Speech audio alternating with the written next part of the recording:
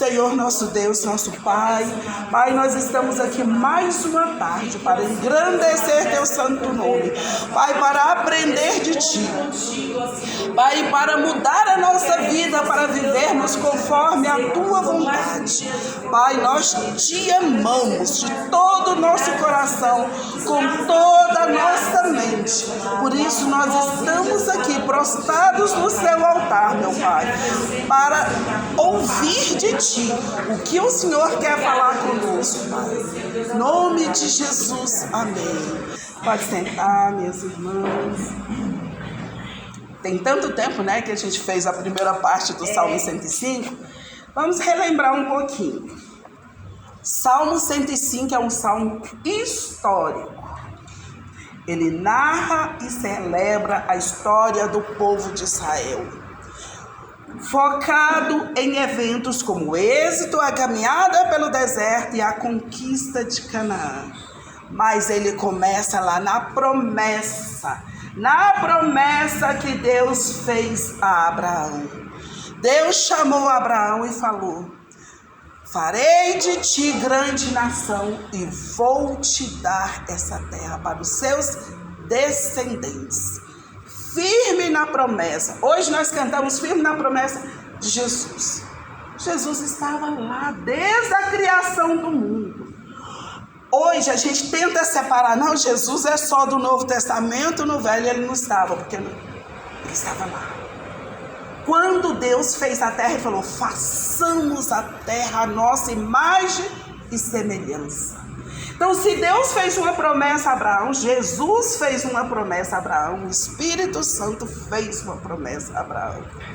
E é nessa promessa de lá que nós vivemos até hoje. O que era o êxito? O que foi?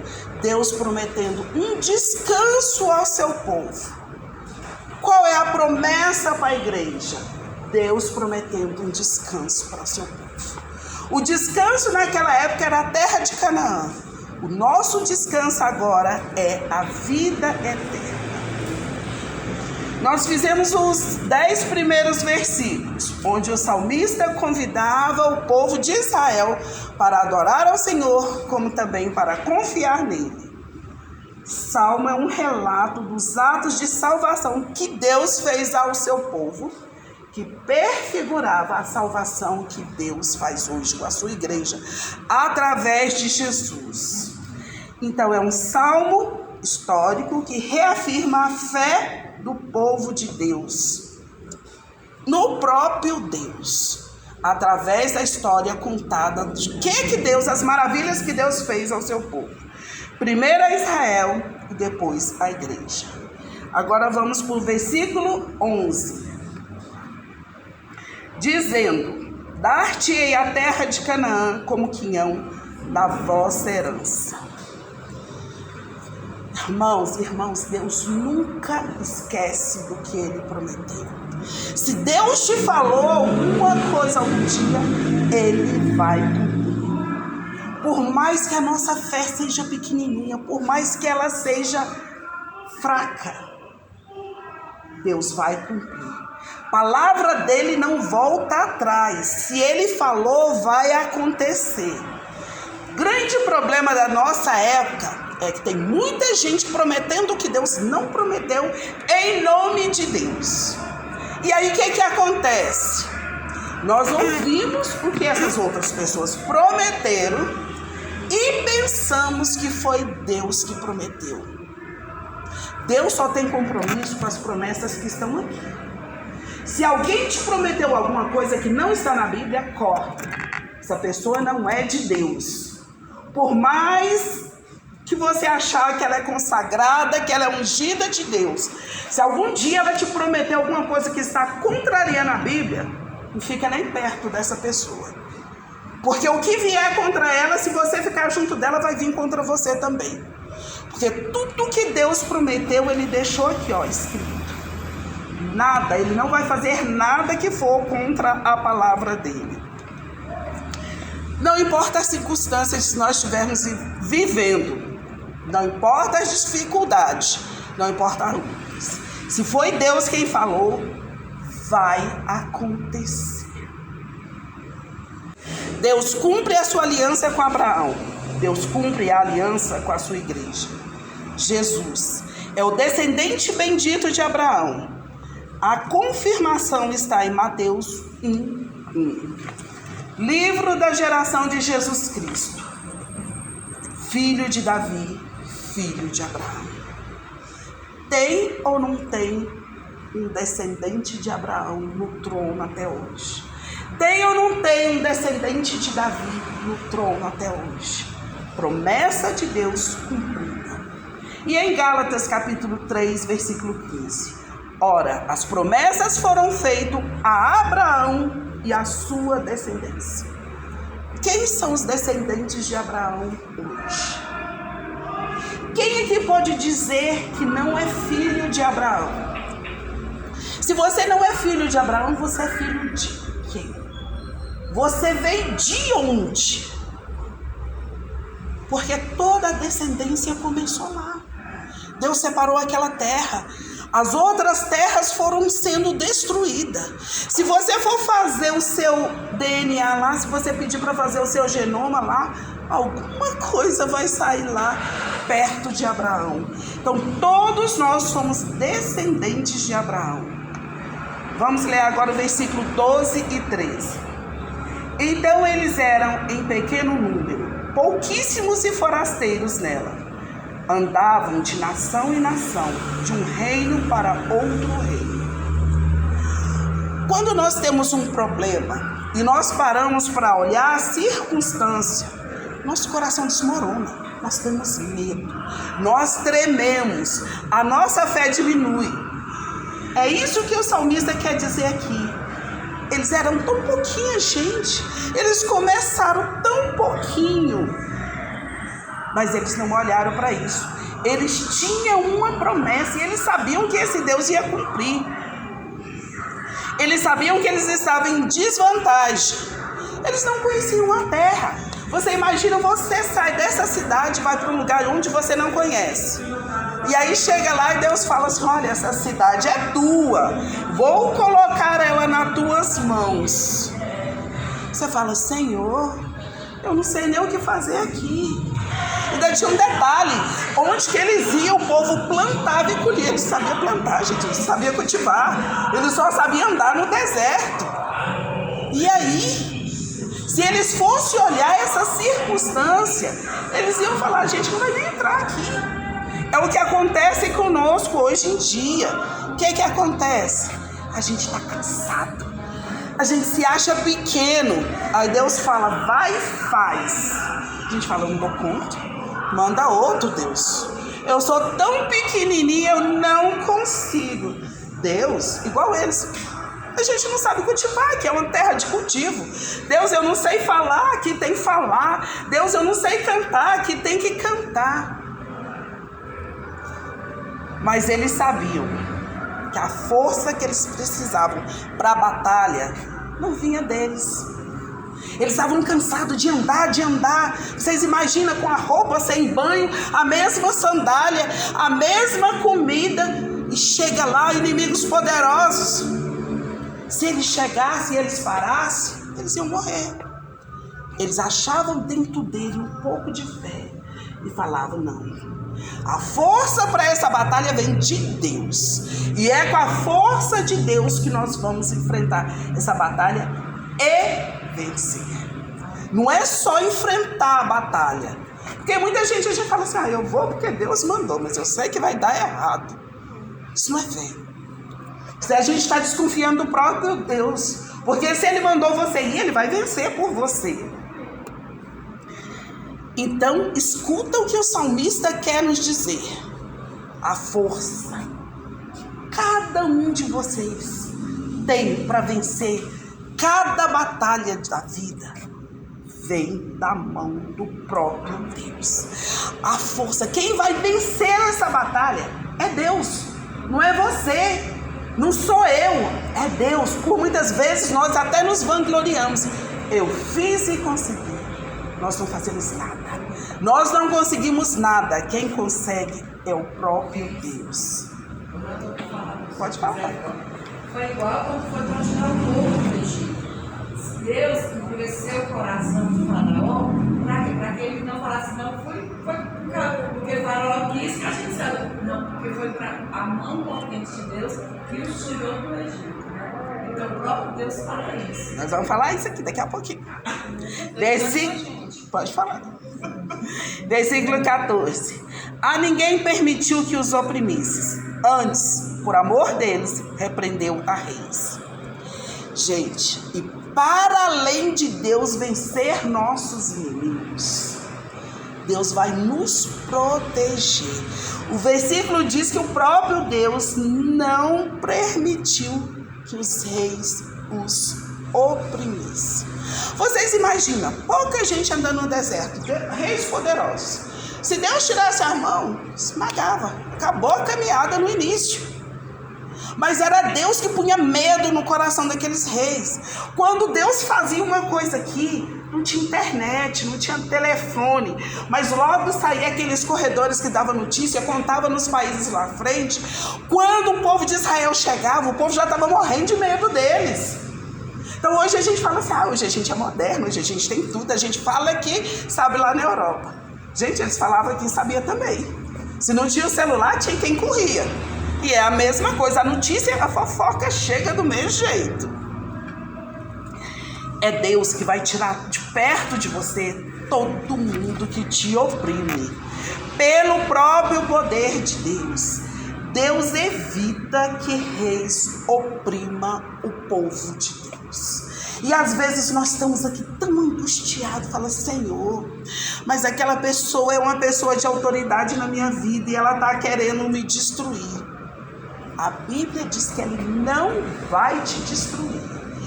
Aliás, Deus vai usar o que Ele vai fazer para fazer você crescer, tanto espiritualmente quanto materialmente.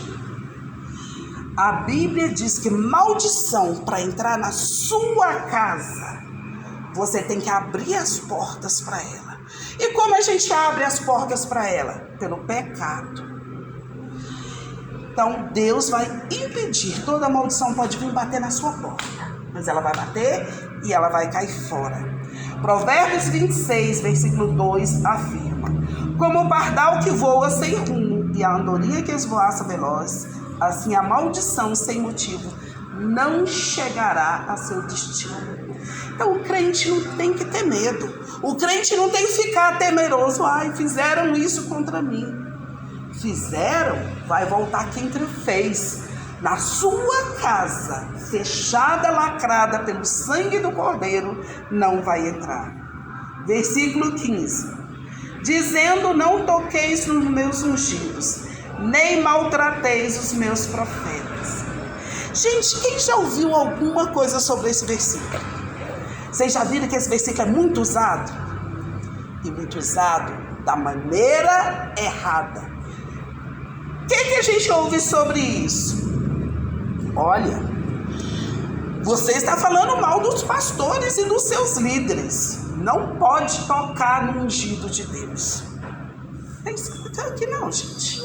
Está na Bíblia não. O que está na Bíblia é que o próprio Deus blinda os servos dele. É Deus que impede que o ungido dele seja tocado. Só que tem um porém. Esses ungidos têm que estar seguindo os mandamentos de Deus. Então, todas as vezes que você ouvir alguém falando assim, olha, não fale mal dos seus pastores. Não importa se eles estão fazendo um monte de absurdo. Porque você não pode tocar no ungido de Deus. Saiba que isso é uma inverdade. Por quê? Porque por muitas vezes a gente não está tocando no ungido de Deus. Por muitas vezes você foi ferida, machucado e está ali sofrendo e precisa de alguém para conversar. A hora que você chega perto de uma pessoa para conversar, a primeira coisa que você ouve é mais um não na sua cara. Cala a sua boca que você está falando de um homem ou de uma mulher de Deus.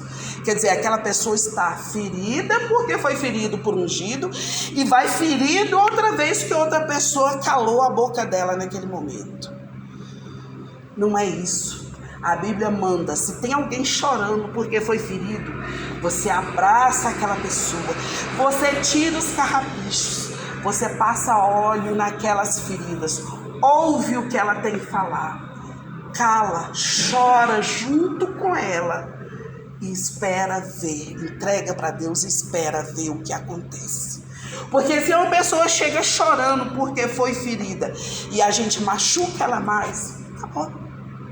E a Bíblia diz que aquele coração magoado, ferido, para voltar para Deus é quase impossível. E por que isso acontece demais na igreja? Esse versículo usado errado. Aí muita gente fala assim, mas se o pastor falou, ele está certo. Nem sempre, gente. Nós somos humanos, nós somos falhos.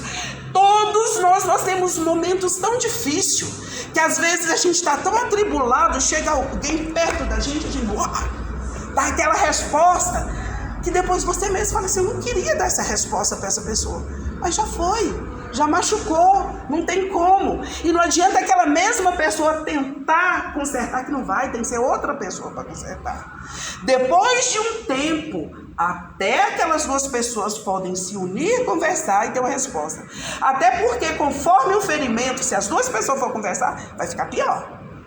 Muitas igrejas se dividem por causa disso. Há uma briga, há um racha na igreja, aí vamos conversar. Aí a conversa termina assim, tá bom, eu levo os meus, você leva os seus. Aí monta mais duas igrejas. O povo da aliança começou em número reduzido. No início era Abraão, Sara, depois veio Isaac, depois veio Jacó, seus filhos, as 12 tribos. Eles não tinham terra. Eles não tinham muitas posses. Foi Deus que foi concedendo. Ao longo que eles iam obedecendo a Deus, Deus foi concedendo. Gente, por muitas vezes eles chegavam num lugar, eles não tinham nem onde dormir. Vocês imaginam, você pega a mala, joga nas costas, e hoje a gente tem mala, eles não tinham mala. Pega a mala, joga nas costas, chega num lugar, Deus fala, olha, essa cidade é sua. Só que você chega lá, a cidade é um deserto, não tem casa, não tem pessoas, não tem plantação, mal tem uma fonte de água. A gente ia falar, quero não, Deus, pega a mala e volta para trás. Mas eles foram e eles obedeceram, e eles ficaram ali. E aí Deus usava os reis em redor deles para prosperar eles. Reis davam animais, davam comidas, porque Deus tira do ímpio para dar para os filhos dele. E eles foram crescendo naquela terra.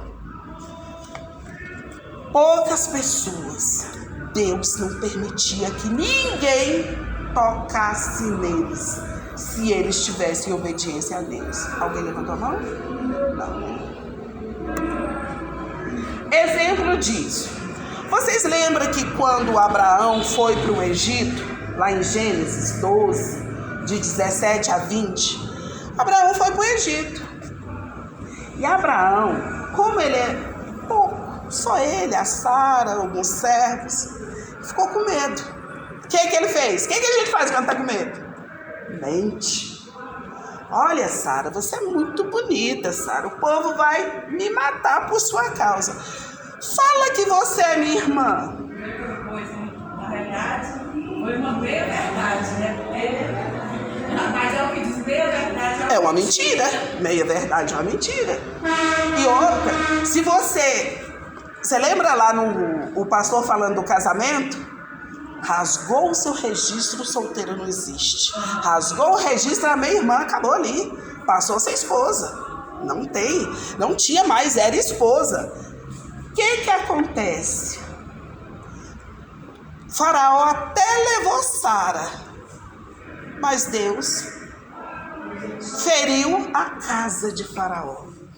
E Faraó teve que devolver Sara, ainda devolveu riquezas. Abraão fez alguma coisa para ter a Sara de volta? Não. Sara fez alguma coisa para ir de volta? Não. O próprio Deus blindou os dois e não deixou que os reis tocassem. Outro exemplo, Abimeleque. Abimeleque era rei de Gerar. Isso está em Gênesis capítulo 20, de 2 a 10. Viu Sara de novo, achou ela bonita de novo e levou ela para o reino. Tinha uma diferença. Abimeleque era temente a Deus. Faraó não. Por isso que Faraó levou, ainda ficou um tempo e sofreu a maldição. Abimeleque não. Deus já falou para Abimeleque, ó, mulher casada, devolve. E ele já devolveu. E ele não sofreu sanções. E devolveu a mulher. E sempre que devolvia a mulher, ainda pagava. Restituía. O que isso quer dizer de novo? Deus tira do ímpio e dá para os servos dele. Tem outro exemplo. Isaac e Rebeca, mais tarde. Se o pai mente, o filho faz o quê? Mente também. Mesma coisa, o mentirosinho mentiu também. Mas o que aconteceu também? Está em Gênesis 26 agora. O que aconteceu também? Deus blindou também e não deixou Rebeca ser levada também. Foi devolvida para ele. O rei Abimeleque também falou, não, povo meu, devolve essa mulher. Quase nos ferramos com Sara, devolve a Rebeca que a gente não quer maldição na nossa casa. Tanto Abraão como Isaac estavam com medo de serem mortos. Mentiram e mesmo assim Deus os guardou. Deus guarda, Deus nos guarda. Deus sabe que a gente vai mentir de vez em quando. Deus sabe que a gente vai cometer pecados de vez em quando. Não é esse tipo de pecado que nos afasta de Deus. Esse tipo de pecado nos afasta das bênçãos de Deus. Mas eles não afastam de Deus. Se afastassem, não tinha crente nenhum perto de Deus. Mentira, fofoca, essas coisas. Falar mal dos irmãos. Se a igreja já tinha acabado, se acabasse com a igreja.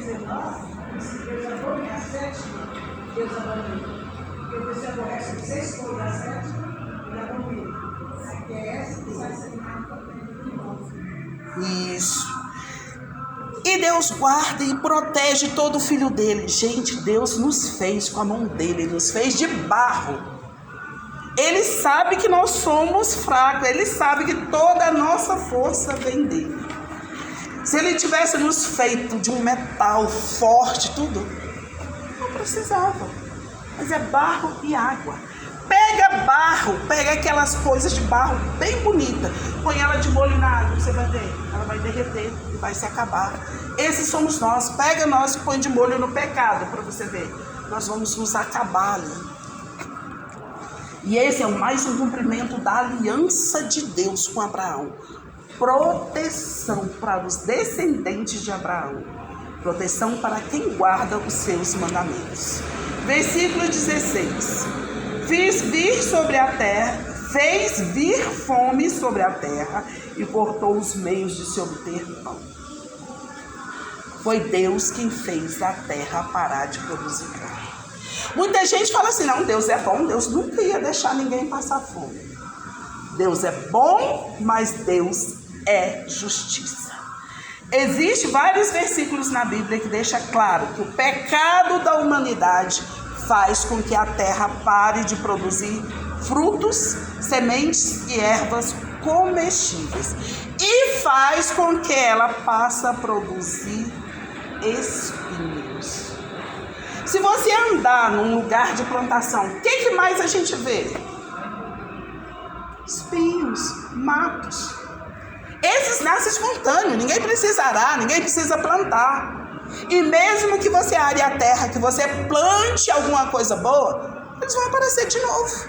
Porque essa foi a maldição sobre a terra.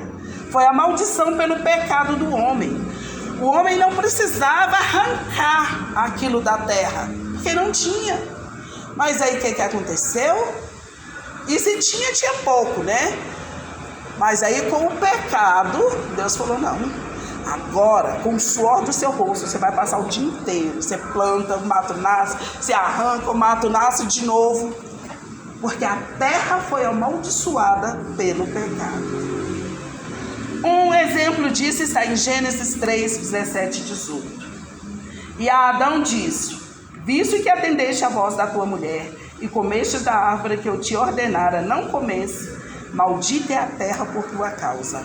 Em fadigas obterá dela o sustento durante todos os dias da tua vida. Ela produzirá também cardos e abrolhos, e tu comerás a erva do campo. Outro exemplo está no livro de Isaías,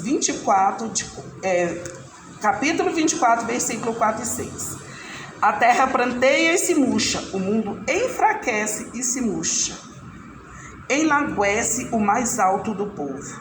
Na verdade, a terra está contaminada por causa de seus moradores, porquanto transgredisse a lei de Deus. Vamos ler agora versículo de 17 a 22.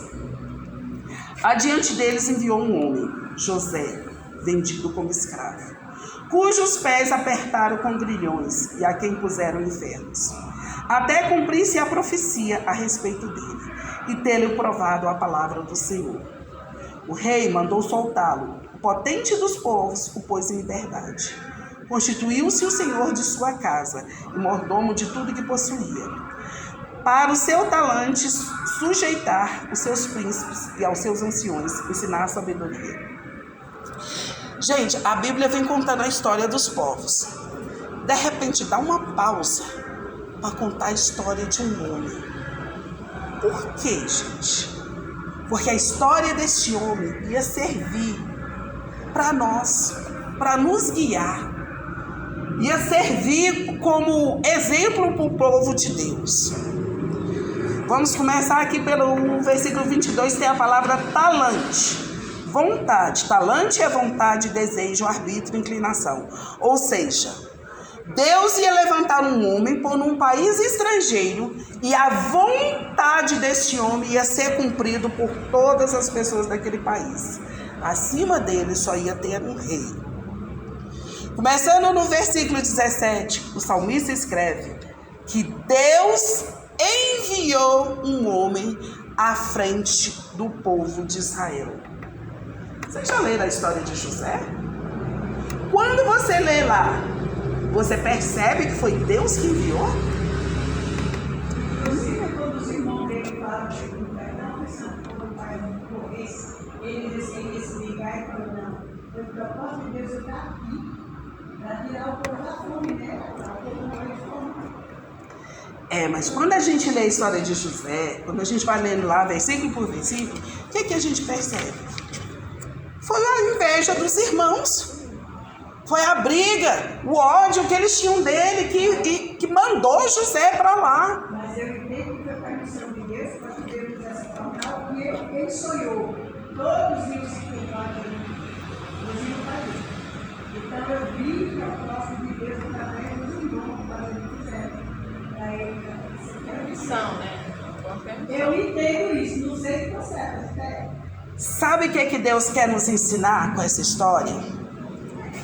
Que nós podemos aprender que Deus usa os pecados das outras pessoas que elas cometem conosco para estabelecer a obra dele.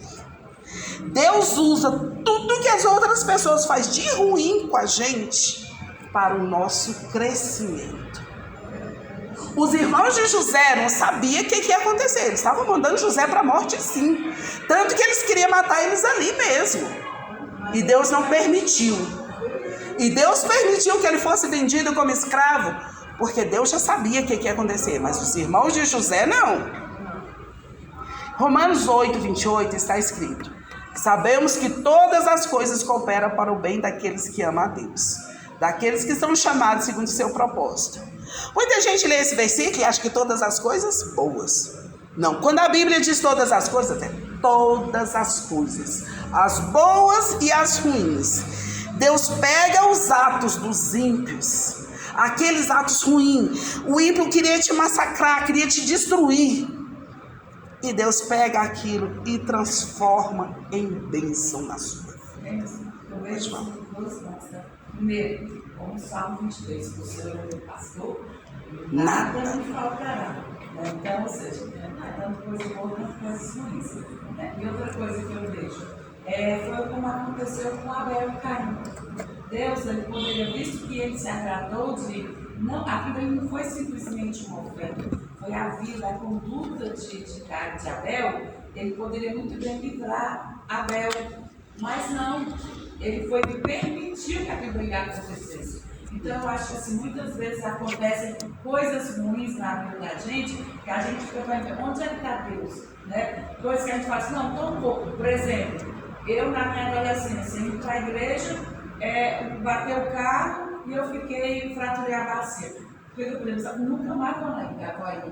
Por quê? Fui para a igreja e teve acidente, aí teve a vez aqui, tem uns 3 anos, eu saí da igreja aqui, sou assaltado, né, com a arma e tudo. Então o que acontece? Fala assim, não, acho que não é por aí não. Então a gente pensa que as circunstâncias que acontecem conosco são circunstâncias para que a gente não se distancie de Deus, que não acontece. Mas é fato, não tereis aflições, mas tem bom. Por quê? Porque ele dá tanto para os bons quanto para os ruins, para os justos como os injustos. Então, acontecem coisas nas nossas vidas que a gente pergunta, meu Deus, por que essa doença? Por que esse acidente? Por que esse problema? Por que essa tribulação? Mas a gente não sabe de nada. Foi a mesma coisa que aconteceu com Jó, e depois eu digo, então tá, você me fez perguntas? Então Deus falando para Jó, eu vou te fazer outras perguntas, se é que você pode me responder. E ele não tinha resposta para nenhuma delas. Então, no final, o que ele fala? Eu sei que tu podes. Nenhum dos teus planos pode ser frustrado. Deus pode pegar os atos dos ímpios, dos pecadores, e usá-los para amadurecer os seus servos. Deus pega esses atos para posicionar seus servos em lugares melhores. Quando nós entendemos que a obra de Deus pode ser realizada por meio de pessoas que nos odeiam, porque a gente acha que é a pessoa boa que vai nos ajudar. Mas a pessoa boa pode nos jogar no buraco. Ela é tão boazinha que ela não tem coragem de falar pra gente que a gente tá errado. Agora, uma pessoa que odeia a gente, sabe o que ela vai fazer quando a gente pecar? Vai jogar na nossa cara. Vai pegar o nosso pecado, vai contar aqui, ó, no altar, pra gente ficar bem envergonhado. E aí, o que acontece? A gente se endireita. A gente pode até sair dessa igreja para outra, mas quando chegar na outra igreja, a gente não comete o mesmo pecado de jeito nenhum, porque Deus nos endireitou. E aí, quando a gente aprende isso, fica mais fácil obedecer a palavra de Deus, que está escrita em Lucas 6, versículo 27 e 28. Mas eu digo a vocês que estão me ouvindo, amem os seus inimigos, façam bem ao que odeiam vocês, abençoe o que os amaldiçoa e ore pelos que maltratam vocês. Porque todas as vezes que alguém nos amaldiçoa, que nos odeia, que nos maltrata, a gente fala, Deus, queima ele, vai, Deus. Mas é aquela pessoa que está nos fazendo andar direito no caminho de Deus. Porque o ódio dele é tão grande que a gente vai querer descobrir. Gente, por que aquela pessoa me odeia tanto? Gente, por que aquela pessoa fala tanto mal de mim? E a gente descobre aonde? Na Bíblia. Eu lembro que quando eu mudei para Santo Antônio, a minha casa era uma casa boa, num lugar bem ruim. Então os ladrões ficavam andando em redor assim. Um dia eu cheguei, eu vi um rapaz falando assim, eu vou entrar nessa casa, deve ter um monte de coisa boa e eu vou pegar. Não tinha nada, gente. A gente só conseguiu fazer a casa, não tinha nada dentro. Mas o povo achava, porque era um monte de barracão e uma casa boa. E aí o que eu fazia? O Agrinaldo trabalhava à noite. E aí o que eu fazia? Eu passava a noite todinha lendo a Bíblia. Eu morei lá 6 anos. Cada ano eu li a Bíblia todinha. Vocês acham que se eu morasse numa mansão confortável, com tudo que eu tive direito, eu tinha lido tanta Bíblia? Não tinha não. Você ficava acordada para vigiar? Eu ficava acordada porque o ladrão pulava e ficava andando em redor. E aí, como você vai dormir com um ladrão em redor da sua casa? Ele não conseguia entrar na minha casa porque tinha grade em tudo. Mas na área e no quintal ele andava. E eu lá dentro lendo a Bíblia. Mas o que Deus fez comigo? Deus me fez aprender a Bíblia. Deus me fez amar. Deus me fez achar um escudo na Bíblia. Eu acordava de manhã, eu abria a porta assim para ver se já tinha ido embora. Então Deus usa as coisas ruins Ele transforma em coisas boas. Se hoje eu estivesse morando num lugar bom, hoje eu seria alguém que nunca tinha lido tanta Bíblia. Então a gente tem que amar aquele inimigo. Eu oro pelo aquele ladrão. Falei, ladrão, você me ajudou, viu? Você fez uma coisa boa na minha vida. Agora nós vamos ler os versículos 23 a 27. Então Israel entrou no Egito. Jacó peregrinou na terra de Cã. Deus fez sobremodo fecundo o seu povo e tornou mais forte do que os seus opressores. Mudou-lhes o coração para que odiasse o seu povo e usasse de astúcia para com seus servos. Eles enviou Moisés, seu servo, e Arão, a quem escolheram, por meio dos quais fez entre eles os seus sinais e maravilhas na terra de Cã. Apesar de todo o sofrimento que o povo de Israel passou, Deus tinha o controle total sobre o seu destino. E muitas vezes, o que a gente pensa? Quando a gente está passando por um problema, a gente pensa, não, Deus, esqueceu. Eu estou longe de Deus, Deus está longe de mim, Deus não está tendo o controle da minha vida. Eu descobri que mesmo ali naquele lugar, com aquele ladrão rodeando a minha casa, Deus tinha o controle da minha vida. Porque foi ali que ele me levou para aquele deserto para me aprender a palavra dele. Antes daquilo ali eu era crente, satisfeita, feliz, achando bom, não precisava de mais nada. Depois daquilo ali eu vi que ser crente na igreja, no banco, é pouco. Que Deus tem muito, muito, muito, muito mais para a gente. E que Deus ensina muito mais coisa para a gente. Foi isso. Vocês sabiam que Israel, eles estavam satisfeitos lá no Egito já? Eles trabalhavam, eles tinham comida boa, estavam satisfeitos. Vocês sabiam que quando Moisés chegou, falou para eles que eles iam sair do Egito, de início eles não aceitaram? Você imagina, você está lá, você tem casa, você tem seu emprego, você tem sua família, aí alguém fala, olha, eu vou te salvar. Aí eles falam, salvar de quê? Nós estamos bem aqui. Não, mas Deus falou que vocês têm que voltar lá para a terra prometida.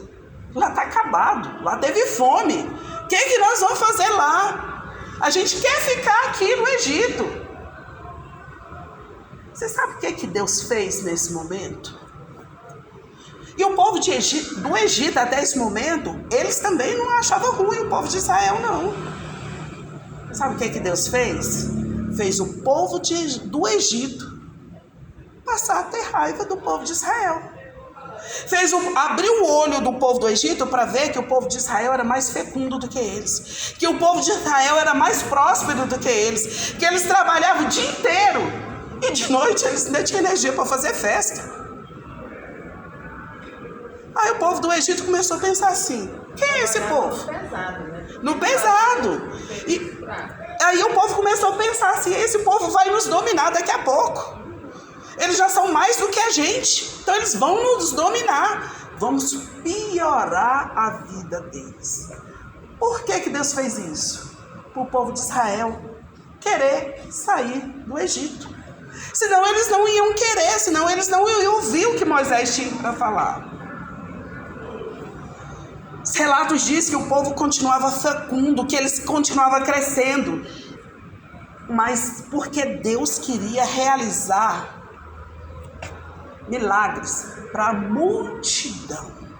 Se Deus alimentasse uma meia dúzia de pessoas, qualquer homem podia falar, eu alimento meia dúzia de pessoas.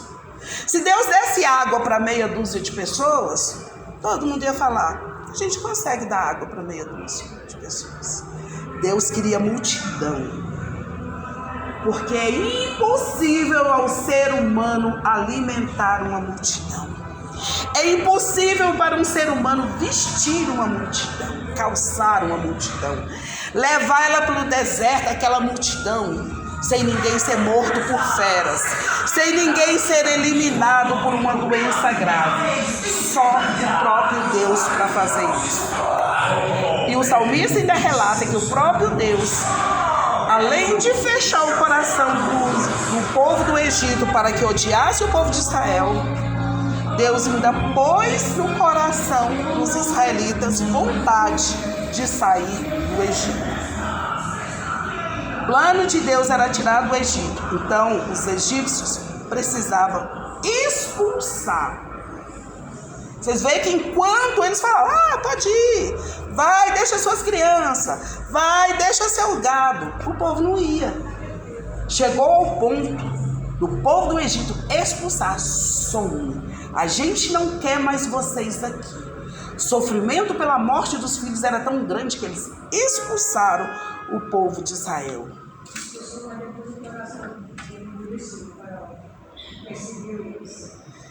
Essa é a parte que nós vamos entrar, só que nós não vamos entrar hoje, porque já são 4h10. Essa parte vai ficar para a próxima quinta-feira, que é a parte onde Deus chamou Moisés e Arão para demonstrar o seu poder aos egípcios. Aí na próxima quinta-feira nós vamos estudar as pragas, uma por uma. Porque às vezes a gente pensa... Vamos para o versículo 27. Porque às vezes a gente lê, né? Houve a praga tal. O 27 nós fizemos. O próximo nós vamos começar no 28. Isso.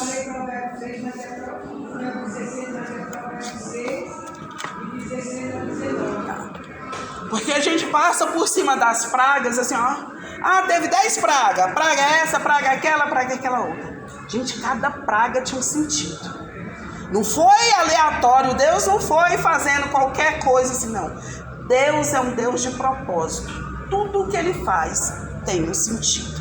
Vamos ficar em pé, vamos orar. Pai, se aqui tem mais alguém com alguma doença, Pai, com algum mal atingindo, eu coloco nas tuas mãos também e te peço a tua graça, Pai. Vai dando libertação física, espiritual, sentimental, Senhor.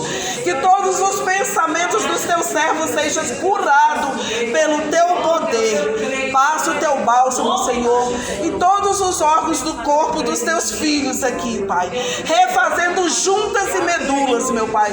Refazendo todos os ligamentos, meu Pai. Refazendo a circulação, Senhor. Todo o funcionamento de cada pessoa aqui, meu Pai. Nós entregamos nas tuas mãos para que o teu bálsamo santo passa. Renova, Senhor. O Senhor fala que o Senhor renova as nossas forças como a águia, Pai. Nós sabemos que a águia vai bater naquele bico e vai refazendo o corpo dela, Pai. Vai refazendo, Senhor, o corpo de cada servo teu aqui, Senhor. Vai refazendo a mente, meu Pai, e trazendo, Senhor, alegria, Senhor, aquela alegria que vem da tua palavra aos nossos corações e às nossas mentes. Pai, neste momento eu te coloco na tua presença cada pedido de oração, meu Pai.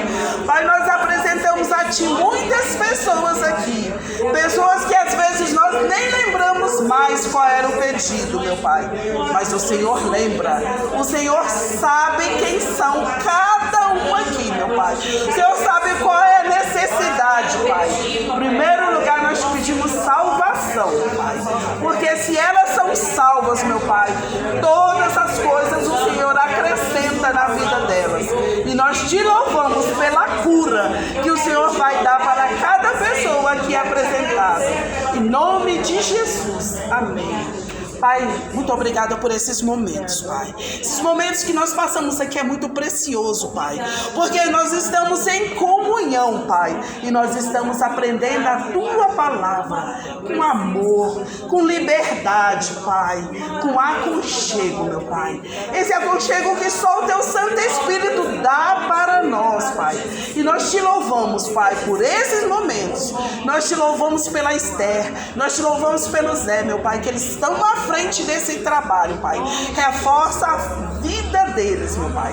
Dê coragem, dê alegria, dê saúde cada dia mais para eles continuar na frente da Tua obra, Pai. Muito obrigada por tudo. Em nome de Jesus.